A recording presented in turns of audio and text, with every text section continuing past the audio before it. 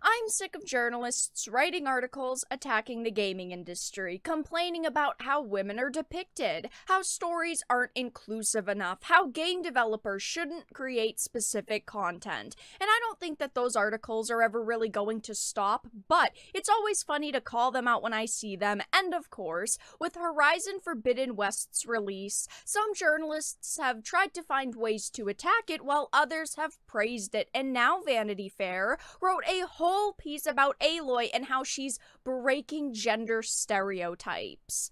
I have a few things to read, but before we get into the topic at hand, if you enjoy the content that I create, please make sure to subscribe to the channel and hit the notification bell. Follow me on social media like Twitter or mine so that you can see when my content is posted. And of course, if you do really enjoy the videos and the live streams that I create, please consider becoming a Dark Titan via Patreon for just $1 a month or supporting the channel via YouTube memberships. All of the links are in the description, and of course, I do really appreciate all of the support. It starts off with saying, since Horizon Zero Dawn saw the light of day in 2017, exclusively for PlayStation 4, it was immediately clear, in fact, that Guerrilla and PlayStation had hit the spot by weaving a post-apocalyptic story around a leader who, with courage and self-denial, struggles to rebuild her past and free herself from the condition of an outcast.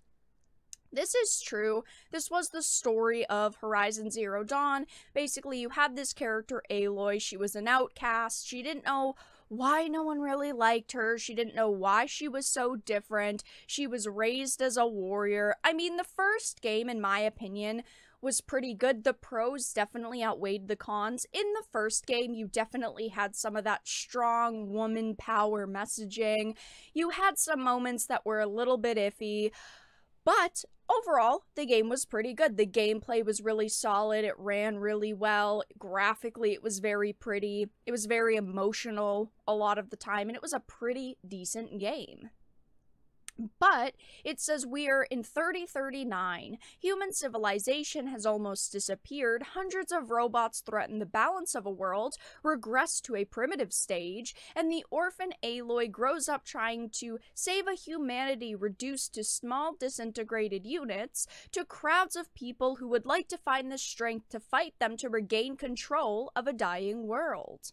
Now we're finally getting into the meat of this article. It says the most striking thing about Aloy is above all her emancipation from any representative stereotypes. Experts know well how much women in video games have struggled to get out of the dimension of sexualization that forged them as aesthetically perfect and responding to a certain male imagination with pronounced breasts, fleshy lips, and a narrow waist.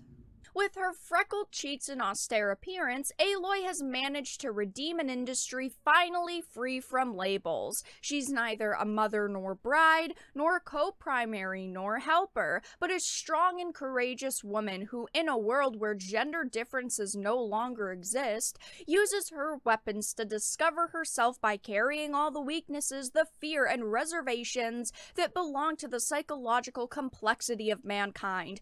There is a lot to unpack in these statements.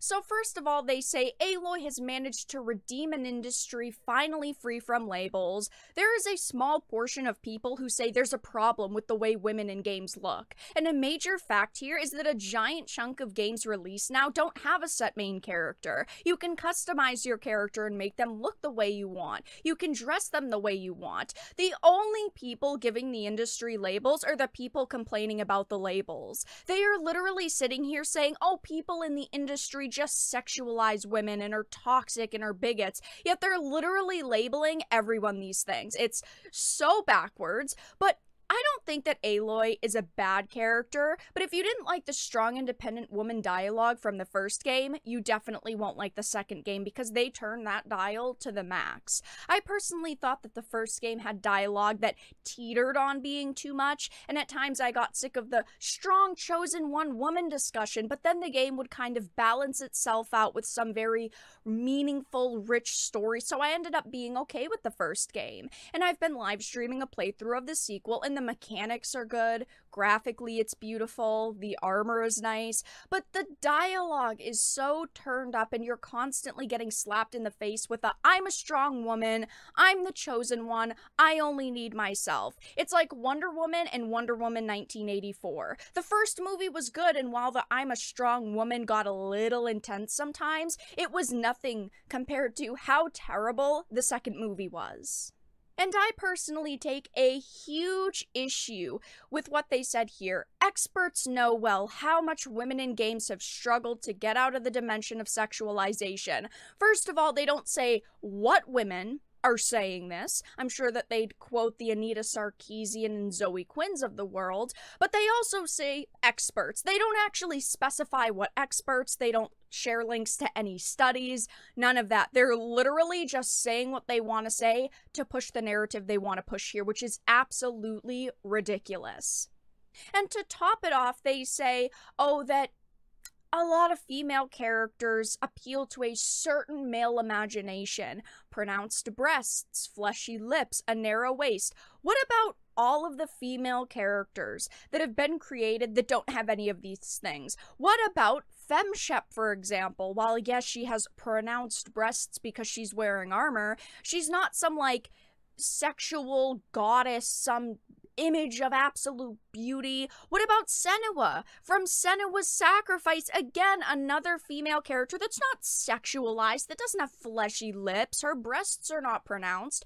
What about Faith Connors from Mirror's Edge? There are all these characters that they want to ignore. Hell, even Ellie from The Last of Us wasn't sexualized. These characters were strong, well-written females that didn't have fleshy lips that were highlighted constantly and had super narrow waists that were the focus of the story. Of course they don't mention these characters because it doesn't fit their narratives.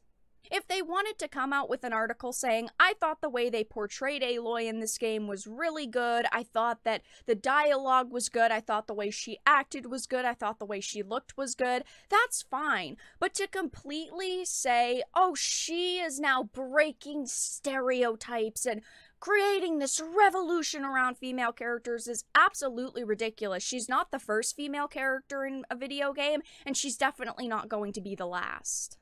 In my opinion, I thought that Aloy was a pretty good character in the first game, because you did see that backstory, you did see all the struggle she went through, and I thought that it was done very well. But in the second game, her attitude definitely did change quite a bit. In the first game, she was an outcast, but she had friends, she had people she cared about, she had people that she would save no matter what. And while two of those characters follow into the second game, the rest don't, and she even pushes those characters away. She wants to be alone, she wants to be the strong, independent woman who doesn't need help, she doesn't need anyone, she doesn't need advice, she basically thinks that she knows everything and she's good at everything, and it is a departure from the first game quite a bit. And while again, the gameplay's been good so far, graphically it's really pretty, it's ran pretty well, there are problems with the way that they portrayed Aloy in the second game, in my opinion,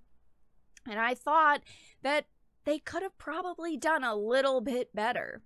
Of course, every time a game comes out with a female protagonist, there are articles like this hyping them up, basically acting like they're the first female in a video game, which I think is personally pretty ridiculous. I wish that they just act like it was the normal everyday, because it literally at this point is the normal everyday. There are so many games where you can play female characters. I don't really think that we need to call it a revolution simply because one company made a new female character. But that's all that I really had to talk about in this video. Let everyone know your thoughts in the comment section down below. If you enjoyed it, please make sure to give it a like, share it, and subscribe to the channel. And of course, if you didn't, make sure to give it a dislike. I appreciate your support either way, but I will talk to you all again in the next video really soon.